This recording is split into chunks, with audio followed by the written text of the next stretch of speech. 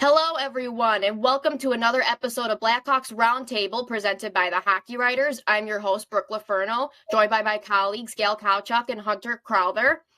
Connor, our other colleague, Connor, unfortunately is a healthy scratch once again, but it's for good reason. He got a new day job, and we're really excited for him, and he's kind of getting acclimated to that. So we all want to congratulate him. Again, we're really excited for him, but he'll be back as soon as he gets all of his stuff sorted out, and we're really excited to have him back whenever that is. So before we get into everything, I kind of just want to remind everyone about the Blackhawks Substack. If you're interested, you can subscribe to the Blackhawks Substack for free, and you will get an email Monday, Wednesday, and Friday with all of our content and all of our articles. And you also have the option of becoming a premium subscriber, and that will give you even more content than usual, and that gives you prospect reports, quizzes.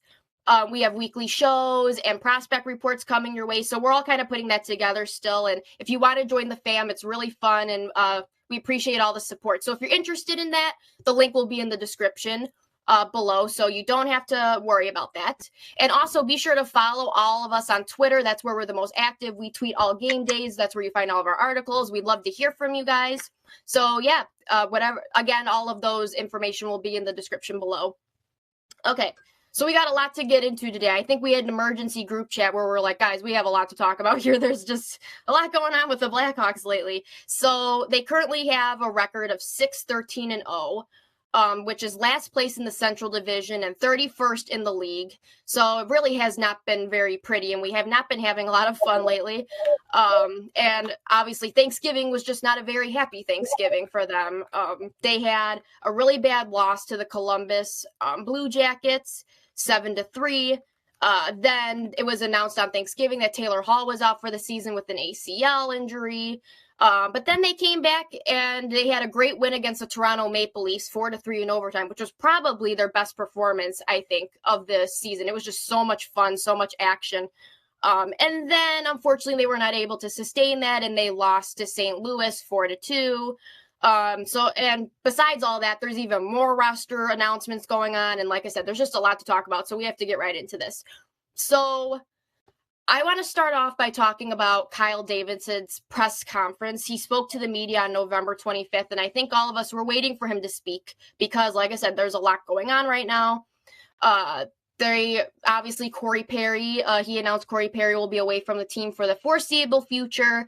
Corey Perry's agent said he's stepping away to deal with personal matters. And obviously, that's a big loss for the team right now. He's one of their leaders. He's one of their top scorers. And it's like I said, they already lost Taylor Hall, and this is kind of just another really tough loss for the team that's very hard to make up. But he didn't just talk about Corey Perry either. He also talked about the fact that Kevin Korchinski will not be loaned to Team Canada for the World Juniors. And he also talked about how he might stand pat for right now as far as the roster goes, like not going out to trade anyone. He said it's not that's not something he's really looking at right now to trade for someone.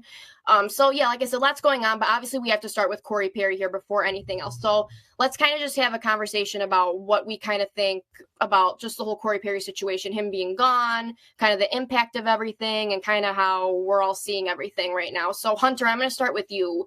What's your kind of thoughts on the whole Corey Perry situation? I think the Blackhawks are a unique franchise in that after the Kyle Beach scandal from 2010, I think that fans around the game and reporters who cover the team demand more transparency. But I think with that term, it gets loaded because I think when you hear that term transparency, I think people just expect that the team will just say whatever's happening. And whatever the situation is with Perry, I feel like it's more of a personal matter that the team wants to let him handle, whether it's with his family or if it's something to do with him. Regardless of what it is, it's not really our business. And I think it's tough because fans just expect the information, whether it's injury related or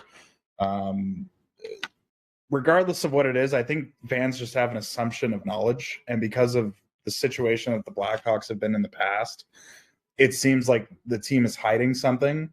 But for all we know, it could be something that they legitimately can't talk about right now, whether that's what officials say or what team lawyers say, or if it's something that Perry's agent has explicitly said, we don't want to talk about this. I think that fans have to acknowledge that this and the Kyle Beach situation are not the same thing.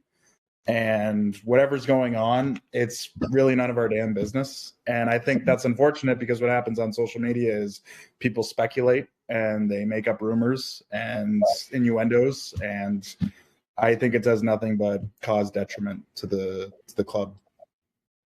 Gail, what's your kind of take on the whole Corey Perry situation? I know we talked about this a little bit, just briefly on our weekly audio for the premium Substack, but like I said, give more of like your in-depth kind of thoughts on this whole thing.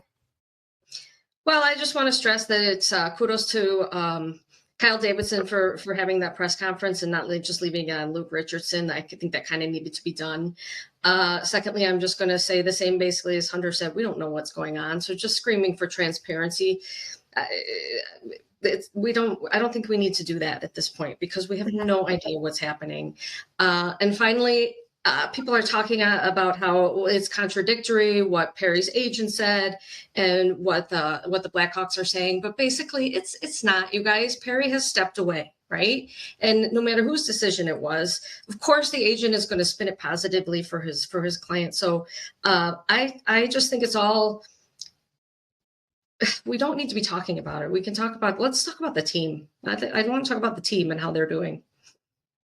Yeah, I think both of you guys nailed it on the head about this.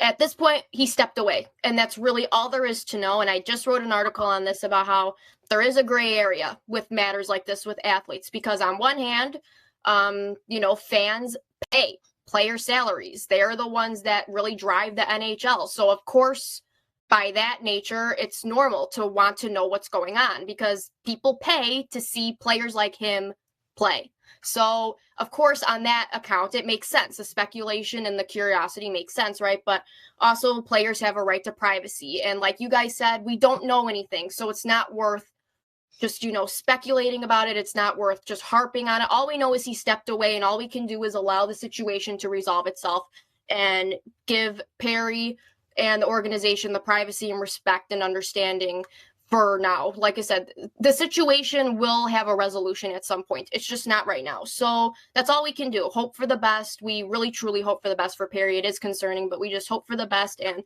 we'll know when we know. That's really kind of how I think we can all just take it at this point. And then I guess, like I said, we just talked about Corey Perry, which is obviously the most significant news, I think, going on right now.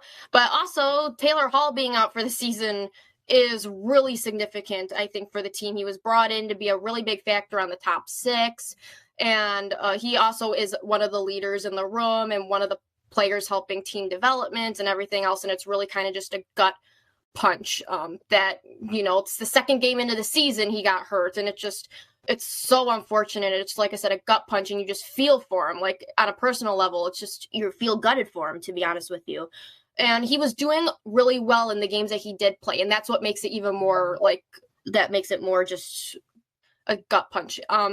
So I guess let's talk about, obviously we know Taylor Hall is going to be out. So how does this impact the team? Obviously it will. So Gail, how will this, impact the team? Yeah, absolutely. Like you said, it's a big blow for Hall and also for the Blackhawks. He was brought in to be basically the mentor and the line mate for Connor Bedard, and so now that's basically all out the window.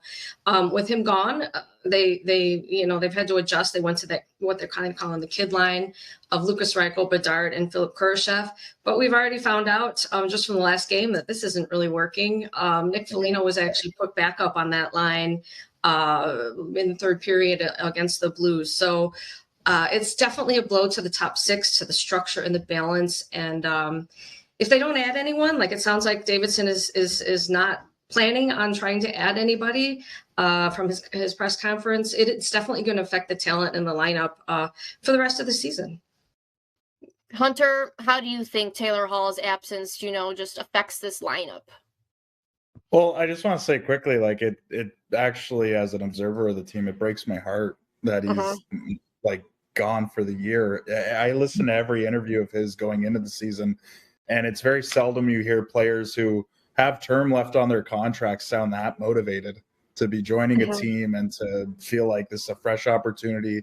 It's for me to remind the league that 5 years ago I was the MVP, and I wanted to prove that. So that's tough for him. As for the team, like you said, Bedard's now been on a line with Kurashev and Reichel. It hasn't really been working, and we saw Foligno get bumped there. I feel for Luke Richardson because now with the absence of Perry for who knows how long, Athanasiou's on IR. I feel like he's kind of hamstrung with what he can do. And when you have a player like Bedard, who by all intents and purposes is already a number one center in the NHL and looks like he's blending into the league, you want to put him with players who can comfortably play an NHL shift and can make him look good. And that's exactly why they brought in Hall, to do exactly that. So at this point, I'm not sure. I'm guessing he's going to just keep the blender going. He seems to be comfortable with putting Foligno on his wing, so we'll see how long that stays. But I don't think that's a permanent solution to this. So whether or not they actually bring anyone, I don't think they will. But for right now, I guess Foligno is the temporary solution. Yeah, to be honest, I thought it was very tough to hear from Davidson that I understood what he was saying. Let's put it that way. Like when he said it's very hard to add people like on the trade market this early on in the season, which makes a lot of sense, right? Because the season's still fairly young. Obviously, teams are trying to figure out where their players fit in and who should stay, who should go, that kind of thing. So that part is understandable. So I guess my thing is I don't think it's sustainable. If he does decide even a couple months from now, even at the trade deadline, whatever it is, to stand pat, I just don't think that's sustainable for this team. I think it's very clear, even that we saw against St. Louis, that they need help. This team needs talent, even just temporarily. Like you said, Taylor Hall was brought in for a reason. He was there to help Bedard. He was there to help team development. And right now, like you guys said, there's just a blender going on. They're hurting without legit top six talent. And it's for those, we'll talk about this in a little bit, for those that kind of just hope they're punting on the season at this point with Perry and Hall being out right now. It's just, I don't see it that way, and I don't think that's beneficial for the locker room right now. That Nick Foligno, like we'll talk about that later too, about how he's trying to help kind of instill winning mentality in this group. So it's, like I said, I wasn't really on board with that. I do think there needs to be help and accountability on this team, on the roster. I think that's what they need. So I do hope he does decide to do something for this team, but we'll see what happens. Obviously, he's not going to come out and say I'm trading for someone. That's the general manager logo. So he might have some ideas. We're just not privy to that right now. So we'll see. I think in the next couple of weeks or the next month or so should make it more clear. But you guys are right. Taylor Hall being out is just a big loss for the team. There's really no way around that. It's just a big gut punch. In general, it's a hard thing to try to replace for sure. And we feel for him. And I really hope on a personal level, he just is able to recover and he comes back just with a vengeance. I would love to see it. Because like you said, he was so excited to be on this team and he was really motivated and you could see it too when he played. So yeah, we just hope for the best for him as well. Okay, so moving on, we're going to talk about Arvid Soderblom. So obviously, we think he deserves a little bit of love on the show. We don't talk about goalies as much as we would like to, even though our goalies have actually been a bright spot this year. Both Peter Mrazek and Arvid Soderblom did have his struggles a little bit, but he's actually had a really solid last couple of games. So, like I said, we wanted to give a shout out to Soderblom. So he played in all 3 games over the Thanksgiving weekend. He relieved Peter Mrazek against Columbus after Mrazek gave up 5 goals on 18 shots. Soderblom then started in the Toronto game, stopping 34 of 37 shots. And it was just a fantastic performance by him. Like, no fault in there whatsoever. He looked like Marc-Andre Fleury in there. It was amazing. And obviously the coaching staff thought so too, because they started him again against the St. Louis Blues in the following game. Little bit of a shaky start, but honestly, he kept his team in it. He battled and he made some huge saves. I thought he ended up being really solid in that game. So Hunter, what are your kind of thoughts about Arvid Soderblom and how everything went this past week? With teams like this where expectations are low and they're rebuilding, you try to find positives through the lineup. And I just thought that in the last few games, since he came into relief for Mrazek against Columbus, I thought he's looked pretty solid. I wrote a bunch of numbers here, so just let me give this a shot here. The last game on October 30th, He gave up 7 goals on 22 shots, but since then he's had nearly a 900 save percentage, which for a team like this, not to mention league-wide save percentages have gone down. So it seems like he's holding his own. He stopped 37 of 40 against the Devils, 28 of 31 against Nashville, 34 of 37 against Toronto. And after he gave up the first 3 goals against St. Louis, he stopped 19 of 20. I feel like he's never the reason why they're going to lose. He's keeping them in games, and just like quickly on teams like this, especially goaltenders in the National Hockey League, if you're not playing on a great team, you're not just showcasing your talents for organization and for management. You're showing the rest of the league that I can be a capable backup who can get some starts, or maybe down the road I can be a starter. And his contract's done at the end of the year, so I just felt like in the last little bit, he's really shown that he's a bona fide NHL goaltender. Whether Richardson runs with him over the next few games, we'll see. But I've just noticed that like he stood out for me as someone who, in a window of time where there's a lot of distractions and this team has had its downfall, he's been a bright spot for me. Yeah, he has been a bright spot, I think. Gail, what are your thoughts on Soderblom and how he's played? Well, they've been going every other rotation of every other for basically this whole time, except now Soderblom has been in 3 games. He didn't start the first one, but he's actually played in 3 straight games. So I just feel like he should be kind of soaking it up, right? Getting into a groove. I feel like this is building his confidence. He knows that the coaching staff trusts him. And, it will be interesting to see how they decide to do it moving forward. But undoubtedly, this is building his confidence. Yeah, for sure. And I think we did talk about this. I don't know if it was last episode or the episode before that, but we did talk about if Soderblom, should, be able to work through this instead of, mostly giving all of the responsibility to Peter Mrazek when Soderblom was kind of struggling in those couple games there. So, and I think we all came to a consensus that he's got to figure it out. You got to let him figure it out. He's a young goaltender. This is his first full season up in the NHL. Like, you have to let him figure it out, right? That's kind of what everyone on the Blackhawks are doing right now, is just figuring it out. So I think we all had confidence that he would figure it out. It was just a matter of when. He's a good goaltender. And like you guys said, he's not the reason, even when he's struggling a little bit, he's not like the main reason why they're losing games here. So I'm really happy for him. I think especially he needed that game against Toronto. That was a big statement win on his part. And like you guys said, his confidence can only grow from here. Still young, and I'm excited to see probably what the rest of his season looks like too, where he goes from here. So, but either way, really good weekend from him, and I think that's exactly what the Blackhawks wanted to see out of him. So really, round of applause to him all around. Okay, so next, I think I just said earlier we were going to talk about Nick Foligno. At this point, I think we're going to talk about Nick Foligno on every episode because he's just worth talking about. He's a bright spot on the team, and honestly, the things he brings up are important.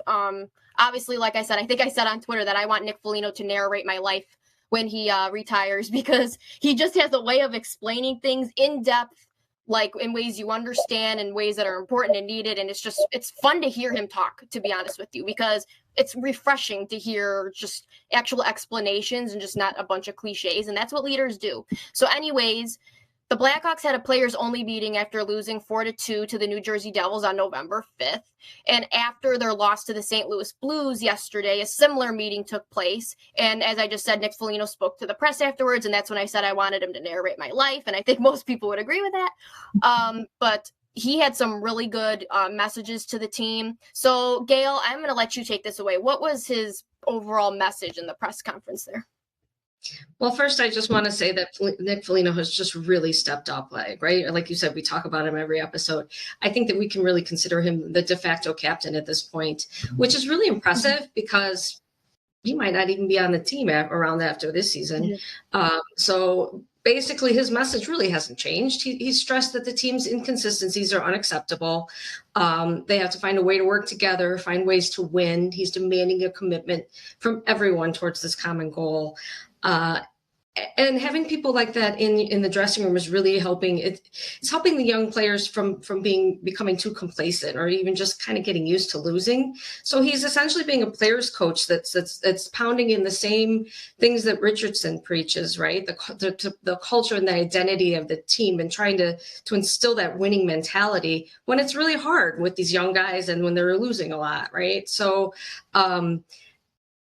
I think, they're headed in the right direction with Foligno and with some of the other leadership in the room. And I want to say, I think I read an article from our one of our colleagues that covers the Columbus Blue Jackets, and they were talking about their struggles and how maybe they really don't have anybody like this in their room. So the Blackhawks should consider themselves lucky that they have Foligno and that he's really taken this seriously. Yes, he really has been taking this seriously. I think he's everything the Blackhawks hoped he would be when they acquired him in that leadership role. Hunter, what do you think of kind of Nick Foligno's sentiments after the game?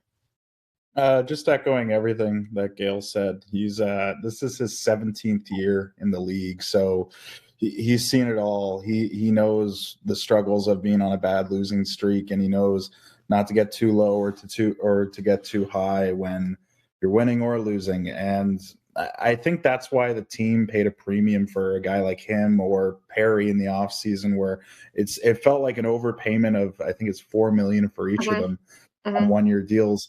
And I know that people will roll their eyes and say that that's far too much, but you're not paying them to help you win a Stanley Cup. You're paying them to show a bunch of young players what it takes to be a professional. And it's not just the volume of talent that these guys possess. It's coming to the rink every day and developing a routine and knowing how to talk to the media and being comfortable in your own skin, and also just being able to handle making 7 figures worth of money every year while being in the public eye. There's things like that bring, it's more than just intangibles. It's more than just being a power forward in the top 6 or bottom 6. It's invaluable. And I, like you guys said, I think we'll probably talk about him throughout the rest of the year, but he's been a massive boost for this franchise. Sure. Yeah, I agree. I think the Blackhawks in a way have become complacent with losing. And to be honest, I think there is kind of a concerning trend from what I've seen personally about, I think even fans are starting to get complacent with losing if they think they can win the draft lottery every year. Obviously, we knew that was the kind of thought process last year. I think everyone knew that their plan was to tank and hopefully land Connor Bedard, and that happened. Now, and I'm bringing this up because I actually got a lot of messages yesterday about Macklin Celebrini and about, well, that loss was okay because I think they're on their way to getting Celebrini. And that's not the first time I've heard that either. And I don't think this is the right culture to keep setting every single year when you're struggling. And this is where I think that when Kyle Davidson said he wasn't planning on adding anyone, that's where it hurts, I think, a little bit. Nick Foligno said he's trying his best to help, install winning mentalities and winning habits in this team. And honestly, that's hard to do if you become complacent with losing and you think your management is not going to do anything to help you. So I do think something has to change as far as adding some type of talent. It's not going to make them Stanley Cup contenders, but at least it shows the locker room that they're there to support them and they want to help them install some habits, and there is still fight and effort and things to play for in another season where they're not going to go anywhere. So I do think I agree with everything Nick Foligno said. They should not be content with losing all the time. They need to understand why they're losing, and that's what he just said. And also, I just think it's kind of concerning that it seems like fans are okay with losing if they think it will pay off. So I don't really like to hear that. I understand it. I don't think it's right, and I don't like to hear that. So I think you guys have heard the same things or seen the same sentiments. So when Foligno was talking, that's kind of what came into my mind. But yeah, I agree with everything he said. I think, like I said, he's a good motivational speaker, would probably make a really good coach too in the future.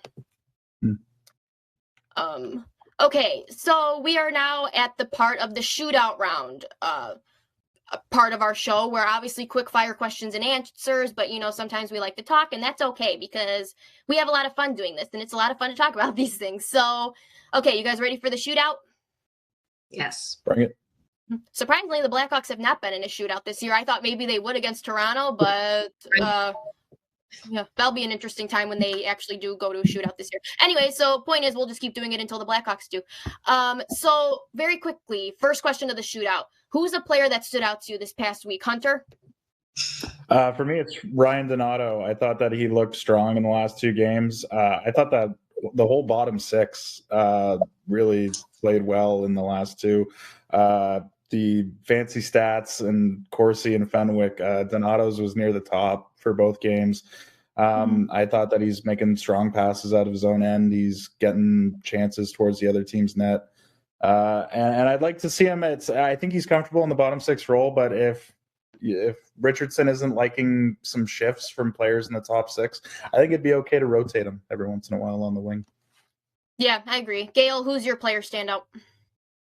All right, I'm going to go defense here. I'm going to give a shout out to Isaac Phillips.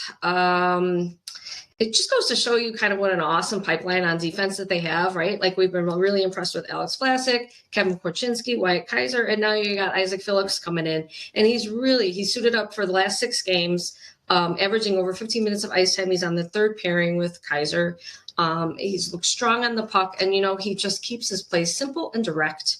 He hasn't really stood out in a bad way, which is kind of what you want. Well, except for that Ryan Reeves goal, but we don't want to talk about that. And so he's just making it hard to send him back down. And I think it's great that he's just basically kind of seamlessly transitioned into his role.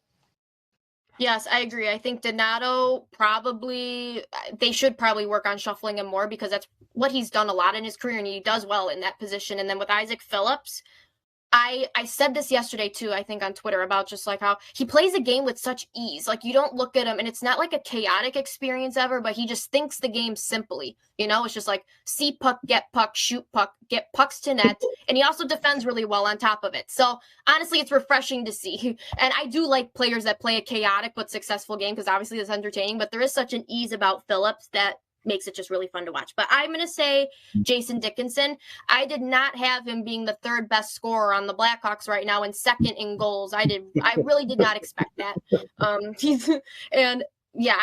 really like his game, obviously, right now. And even before, he just plays a really solid, just defensive game. But now he's really found an offensive touch here. 4 goals in his last 3 games. I mean, goodness gracious, I think I told Gail, I'm like, we got our own little Connor McDavid on our hands. The league should be very afraid. And I'm really happy for him. He's doing really well in that 3rd line role, and whatever he's doing, keep going, because it's working right now. The next question of the shootout is, during the most recent game versus the Blues, the Blackhawks actually moved Lukas Reichel off the top line in the 3rd period, which, as you kind of were mentioning, Hunter, earlier, that wasn't working as we hoped it would. He was flipped with Nick Foligno, who obviously held that spot prior. What do you think of this move, Gail? I'm not sure what's going on with Reichel. He just does not seem to be getting it done. I'm not sure what his issue is. They pretty much tried everything with him. And I feel bad for the kid. I really do feel like he's eventually going to break out of his funk. But if you look at it from the other point of view, we talked about it a little bit earlier with Taylor Hall being out. Maybe there should be a veteran presence on that top line. So enter Foligno. He did an excellent job of it previously. So I'm not surprised that they're going to revisit that. Hunter, what do you kind of think about Reichel being moved off the top line there? I think it's the right move. And I think that if they weren't depleted on wing, I think Richardson would have scratched him at one point, even not as like a major punishment, but as a look, you're not responsible in your own end. We're getting hemmed when you're on the ice right now. You're not getting enough chances towards the net. And you're being put on a line right now with probably one of the most talented players in the league. So you should be thriving in this environment. I know that he's still adapting to the league, but when I watched shifts of him last year in the 19 games he played, he looked a lot better than what he looks now with, 1 goal in 23 games. I mean, Zaitsev and Gutman have 1 goal on this team. So it's again, like, I know he's young and these things, there's ups and downs. You can never be too down, but I think he's just in a position right now where he's got to simplify his game, and maybe being on the 3rd line or the 4th line right now, maybe that's just something that can, let him focus on the basics. Do you know what? I struggle with this one, because part of me thinks he should just stay there, because this should work. he had really good chemistry with Bedard early on, and he also has had chemistry with Khrushchev. So part of me is like, just leave him there and let him figure it out. Like, that's been the model. Just let these players figure it out. But I get that right now this team just needs something, and I understand that right now they're without a lot of depth, so it's hard to put all that depth in one spot. But I don't really know the right answer here either. It's at this point, it's like whatever sparks Reichel, fine. I don't care what it is. If he's on the fourth line, first line, I don't care. It's just like something's got to give at some point, and I'm not really worried about him. I do think he'll figure it out. It's just more like you guys said, what's it going to take? So I'm iffy on it either way. Kind of like I get it, but maybe leave him there. But I get like taking him off. I don't know. I might have a different answer next week. But the third question of the shootout is Boris Katchouk has been very noticeable the past 2 games, including a breakaway goal at the end of the Blues game. Do you think he's earned more playing time? Obviously, he was kind of rotating there with Mackenzie Entwistle and stuff, but now he's gotten more playing time, obviously, with Taylor Hall and Corey Perry being out. So, Hunter, do you think Boris Katchouk has earned more playing time? I think he's earned staying in the lineup. I think he fits nicely in that third, fourth role. I think again, like struggling rebuilding teams like this, a big thing that kills them is the lack of depth. They don't have great third or fourth lines or a third pair on their D. But they've been playing pretty reliable over the last few games, and I don't see any reason why you would take them out of the lineup. And again, if there's lack of results in the top 6 on the wing, then it wouldn't hurt rotating him in for a shift or 2. Gail, what do you think? Do you think Boris Katchouk has earned more playing time? Yes, I do. I can't tell you how impressed I was with the fourth line in general, especially in the last game. They're doing what they need to do on every shift, and then they're tilting the ice so that the top line can actually come in and have that sustained offensive zone time. So, but getting back to Katchouk, he keeps on getting those breakaway chances. He's had numerous ones throughout the season, and so it was really kind of cool to watch him actually get that goal. Yeah, it seemed like I know he had a breakaway goal or a breakaway opportunity. I think it was against Columbus or something like that. It was like, okay, like it seemed like he should have had a goal. Obviously Boris Katchouk's not really known for scoring. He's more just of a checking forward, and that's fine. He does his job well. He's a good agitator. He really gets under people's skin. I will say I do think he's earned it for now, like you said, unless, like Luke Richardson talked about, kind of like always rewarding players if they're playing well. That kind of sends a message that if you're playing well, you get to stay in the lineup, that kind of thing. So by that measure, he's played really well, so he deserves to stay in the lineup until, obviously, unless something really drastic happens. So, and that's really sad because I know we're at the presidents of the Mackenzie Entwistle fan club, but right now, Boris Katchouk is honestly playing in a way that's making it hard to take him out of the lineup. So, but Mackenzie Entwistle will get opportunities too. So there's room for everyone. Okay, so Kevin Korchinski was the hero, winning the Maple Leafs game in overtime. And then was also highly responsible for a couple goals against in the Blues game. So if you're a head coach, if you're Luke Richardson, because we all like to play head coach, what's your message to the young defenseman? Gail? It's to be expected that you're going to make mistakes. So just stick with it. I think I even remember listening to Richardson talk about this. You want to show some of the negatives, but you also want to, so that they can learn from that. But you also want to show the positives and build their confidence up. Korchinski's doing phenomenal for being a 19-year-old that was basically thrust into this league. So yeah, he is going to make those mistakes, but the best thing is just to learn from them and carry on. Hunter, what do you think the message should be for young defensemen?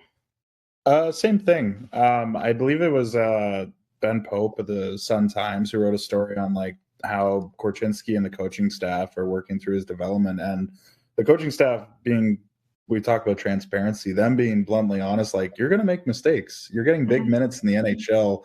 And a lot of the things that maybe you could rely on your athleticism in junior, you can't get away with here. So it's about breaking down and rebuilding those instincts that come with being an NHL defenseman. And I think you can handle those negatives because he's been so beyond what they expected offensively. His skating is phenomenal. His ability to generate offense or to skate through the neutral zone is fantastic. So there's going to be bumps and hiccups and things that make you pull your hair out of your head, but you take it because you remember, like, oh yeah, he's 19. Right. Yeah, I agree with that. I think my advice would be, like, how everyone kind of described, or even the players describe Luke Richardson as just not being too high or too low. He's just very kind of even keeled. That's kind of what I would give advice to the young defensemen too. Just don't get too high with the high or too low with the lows. Just do what you do, because you know what? Being an NHL defenseman is hard. It's one of the hardest developments in the league. And obviously we could see even Adam Fox and Cale Makar make mistakes too. And so just when you make mistakes, don't get too down. And then obviously when things go your way, just don't get too high with it. Like, just do what you do. You're here for a reason, and just stick with it. And like you said, bumps are expected. It's expected of everyone. Like, it just happens, unfortunately. You're not going to be perfect all the time. So just do what you do, and the rest will figure itself out. Okay, so last question of the shootout. Quick predictions for next week. Obviously, they got the Seattle Kraken on Tuesday, the Detroit Red Wings on Thursday, the Winnipeg Jets on Saturday, the Minnesota Wild on Sunday. Guys, they play every other day for the next 17 days, and I'm really excited about that. So, Hunter, what is your prediction here? I think you're going to probably get beat by the Kraken. I think they're starting to get a little better in the standings. I think you're beating Detroit because I don't buy Detroit. I know there's some parts of the game I like. I fell for it at the beginning of the year, but I don't think they'll beat Chicago. What were the other ones too? Winnipeg. Oh, Winnipeg. I don't think you're beating Winnipeg. They're pretty solid lineup from top to bottom. And Minnesota, like right before we were about to record this podcast, Minnesota just fired their head coach, and they're going through a lot of struggles right now. So take those 2 points. So I think they'll win 3-4. Gail, what are your predictions? Yeah, the only problem is that they seem to play down to their bad competition. Yep. So God bless. Yep. Let's hope they can, kind of pull their heads out of their butts here with a win over the Wild. But I'm going to go probably just split the difference, right? And two wins out of the 4 games. I do not think, though, that they're going to be able to be consecutive wins. Unfortunately, I think that's going to have to wait. Yeah. I'm with you there. Yeah, so by that, they should beat the Winnipeg Jets and lose to the Minnesota Wild by how that goes. But I do think they probably can beat the Red Wings because they do well against the Red Wings. And guys, maybe Patrick Kane will be there by the time we face them. I don't know. That's the rumor that's going around. Not about it right now, but we can vent about that if that actually happens. But yeah, I see them beating the Red Wings. And you know what? I'm going to say they're going to get a point against the Kraken. I don't know why, but so I'm going to say 3 points here. The rest, though, I'm not feeling very confident right now, and maybe I should be, but I'm just not. Okay, so that will be. Yeah, it is hard to, unfortunately, until they show us kind of more. Then it's a tough time right now. It's a very tough time. We need Dick Foligno to come and give us a pep talk, don't we? Yes, we actually do. We should invite him on the show. He needs to give us all a pep talk here. That'd be fun. I'm all about it, but. All right, so that will end this episode of Blackhawks Roundtable. Thank you, Hunter and Gail, for joining me, and thank you guys for listening. Please be sure to share with us your thoughts on everything, on Kyle Davidson's press conference, Taylor Hall, the roster, just the Blackhawks performance and everything else going on. We'd love to hear from you guys. Please be sure to follow us on Twitter. That's where we're the most active during games and everything else, so you can quickly find us there. And also, please be sure to subscribe to the Blackhawks Substack if you're interested. All the links will be in the description, so you don't have to go fishing for it. And yeah, guys, this will be another busy week, and I hope it calms down as far as the news goes, because I kind of have whiplash with everything that's going on. So I think the team needs a break from that, and I think so do we. So hopefully it's a better week by the next time we talk. And like all we can say is go Hawks.